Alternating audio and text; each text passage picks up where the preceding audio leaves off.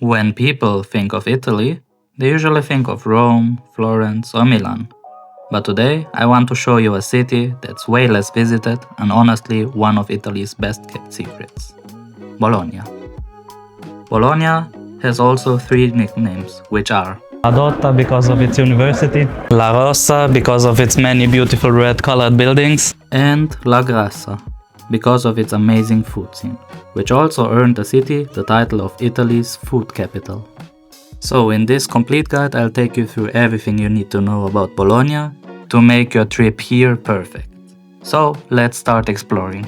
Welcome to Piazza Maggiore, the main square of Bologna. Here you have many important sites such as the San Petronio Cathedral, the beautiful Palazzo Archiginassio, Neptuns Square, as well as the beautiful Salaborsa Library.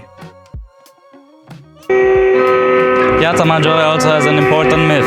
It is said that if you are a student and you cross Piazza Maggiore from one side to the other in the middle, then you won't get your degree. So, if you're a student, don't do that.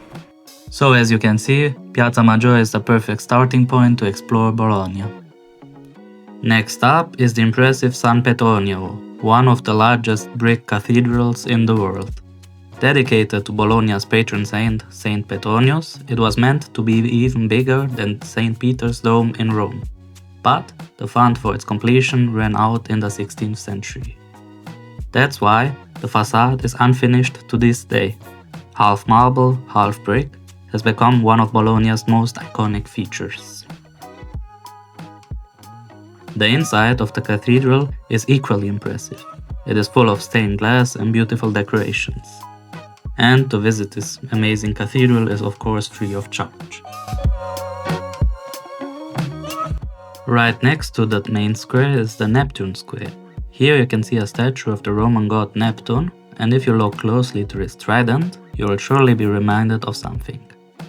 It looks a lot like the logo of Maserati, doesn't it? It is said that Alfieri Maserati, who invented the Maserati car brand, got his inspiration from the statue. One typical breakfast beverage is of course the famous cappuccino, which in Italy is served until 11 o'clock.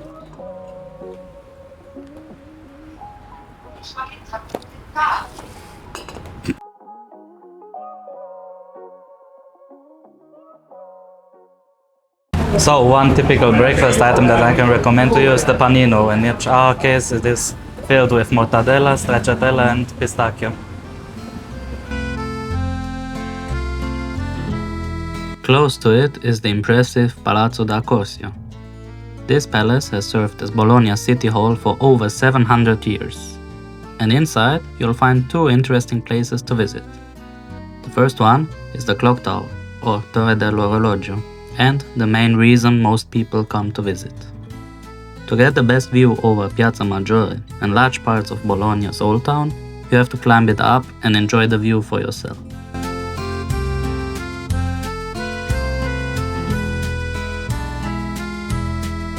In the price, to get up the clock tower, you also have an included entry to the communal art museum that is inside the palace as well.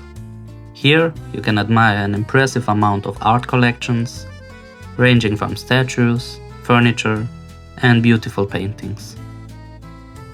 The beautiful rooms you go through were once the place where the city council used to meet to discuss the city's most important matters. So, for just €8 you can visit both the clock tower as well as the museum. Next to the palace is one of Bologna's hidden gems, the Salaborsa Library. It is one of the largest and most beautiful libraries of the city and is completely free to visit.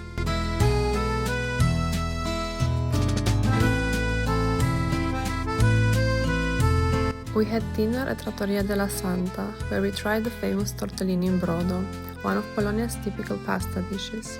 It is basically pasta with mortadella or other meat fillings served in a broth. Here we had a portion that we shared. We tried also other pasta dishes like the agnolotti ripieni di vitello and the tortelloni gorgonzola e noci. Make sure to make reservation because otherwise it is unlikely you will find a free table. Welcome to one of the most important sites in Bologna, the university, which has been founded in 1088 and is therefore the oldest university in Europe and possibly the world.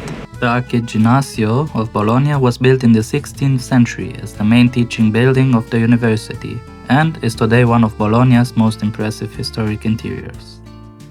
What immediately stands out are the hundreds of coats of arms covering the walls and ceilings.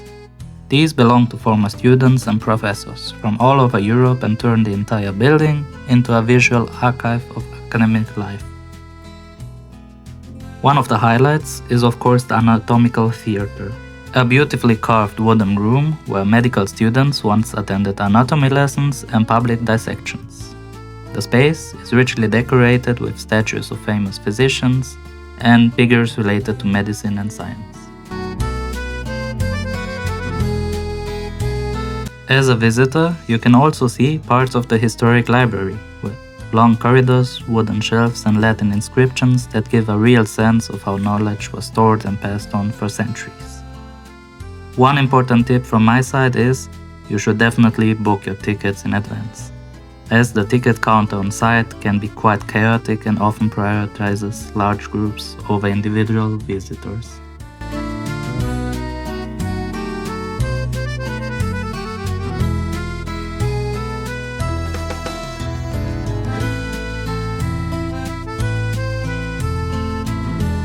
Another very beautiful but highly underrated church is the Santa Maria della Vitta that you can see right behind me. But what's really special about it is what is inside. So let's go inside and I'll show you. The church itself dates back to the 13th century and was originally linked to a brotherhood dedicated or caring for the sick and dying. Inside you'll find Bologna's most famous terracotta sculptures, the Lamentation over the Dead Christ, created by Niccolò dell'Arca in the late 15th century. What makes it so striking is the realism. The figures are frozen in raw grief, with dramatic expressions that feel very real. It's considered one of the most intense Renaissance sculptures in Italy, and unfortunately most visitors completely miss it.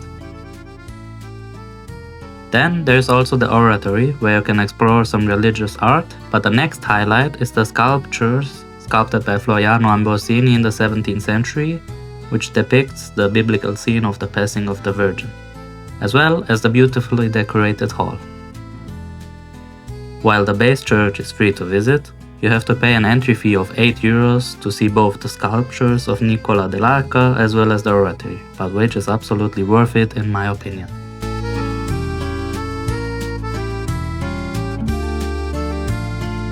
Next up is the Basilica di San Domenico. This basilica houses the tomb of Saint Dominic, founder of the Dominican order.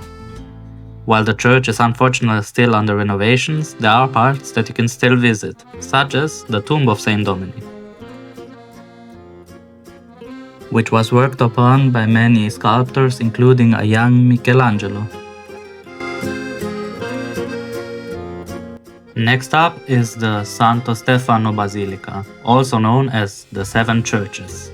This complex was designed to reflect holy sites from Jerusalem, turning it into a medieval pilgrimage destination for those who couldn't travel to the Holy Land. The most impressive part is the replica of the Holy Sepulchre, inspired by the church in Jerusalem, of course. Unfortunately, some sections are still currently under renovation, but even so, the atmosphere is truly unique and I still think it is worth a visit.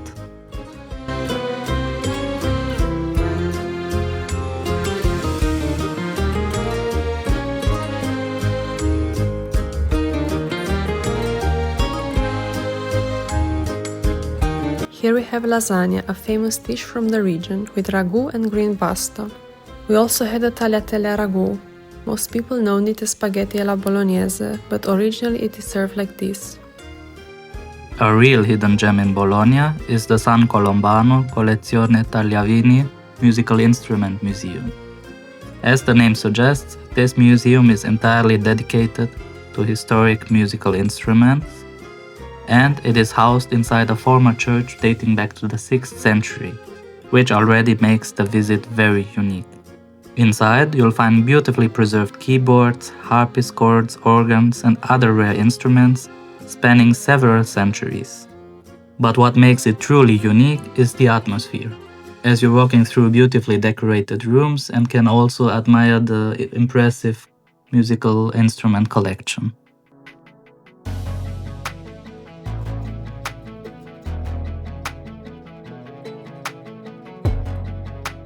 Of course, Bologna is also famous for its medieval towers.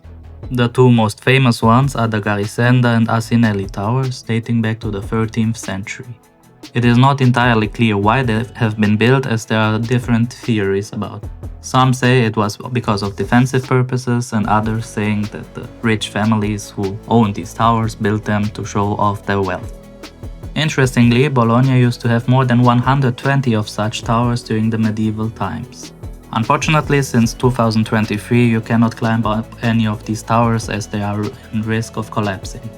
But what you can actually do is you can book a guided tour, which is called Prendi Parte Sky Experience, where a guide takes you on the rooftop of Palazzo Strazzoli, and from there you can see the towers up close as well as large parts of the old town.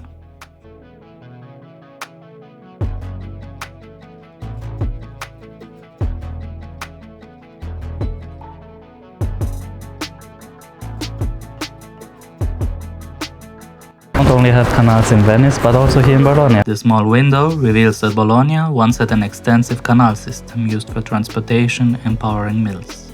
Most of the canals were later covered up, but here you can still get a glimpse of the city's hidden waterway. Tortellini fritti. These tortellini are filled with mortadella, fried and served with Parmesan sauce. It is a very unique dish in Bologna. And last but not least, the tagliere. It was a tagliere full with mortadella, prosciutto di Parma and Parmigiano Reggiano from the area. In addition, we also had a tortellino di pane, their signature dish, that it is filled with mortadella and oven baked. During our trip to Bologna, we stayed at the Maison Gilles Santucci, which is very close to the city center, and costed around 90 euros per night with city tax and everything else included.